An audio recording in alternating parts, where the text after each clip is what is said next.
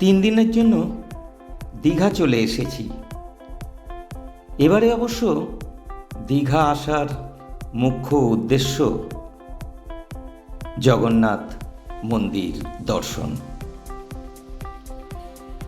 জগন্নাথ মন্দির দর্শন করব এবং একই সাথে এটা আপনাদের সাথে ভিডিওটা শেয়ারও করব। দেখুন, ভীষণ ভালো লাগবে। সন্ধেবেলাতে চলে এলাম জগন্নাথ মন্দির দর্শনের জন্য। 1 নম্বর গেট দিয়ে আমরা ঢুকেছি, তবে সাইডের 2 নম্বর গেট দিয়ে ঢুকলেই ভালো হতো, কারণ সেখানে লাইনটাও কম এবং দাঁড়াতেও কম সময় লাগতো।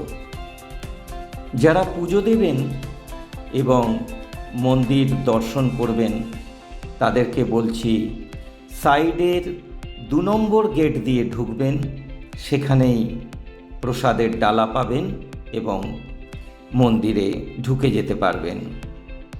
2 নম্বর গেটের দিকে লাইনটা খুব কম থাকে। আমরা চলে এলাম মন্দির দর্শন করতে। খুব সুন্দর মন্দির হয়েছে, কারুকার্যময় মন্দির, অনেক স্পেসিয়াস, প্রচুর জায়গা। আমরা বিকাল বিকাল মন্দির দর্শন করতে এসেছি। সন্ধ্যাবেলায় লাইটিং দেখে আমরা তারপর এখান থেকে বেরোবো। অ্যাকচুয়ালি এই মন্দির দর্শন করতে আসলে সন্ধ্যাবেলাটাই প্রেফারেবল, কারণ দুপুরে খালি পায়ে পাথরের ওপরে দিয়ে হাঁটা প্রচণ্ড গরম, অসুবিধাই হবে। ভীষণ ভালো লাগছে, খুব পরিষ্কার পরিচ্ছন্ন। দীঘা স্টেশনের একদম কাছেই এই মন্দিরের অবস্থান। সুতরাং যারা ট্রেনে করে দীঘা যাবেন তারা একদিনেই মন্দির দর্শন করে আবার কলকাতায় ফিরে আসতে পারবেন। চারিদিকে লাইটিংটা শুরু হয়ে গেছে, ভীষণ ভালো লাগছে দেখতে। অপূর্ব, অসাধারণ, অদ্ভুত ভালো লাগছে। দীঘা স্টেশনের কাছে 20 একর জমির ওপর এই জগন্নাথ মন্দির পশ্চিমবঙ্গ সরকারের এক অনবদ্য অবদান। মন্দির আমরা দর্শন করলাম। কাল সকালবেলায় আমরা পুজো দেব।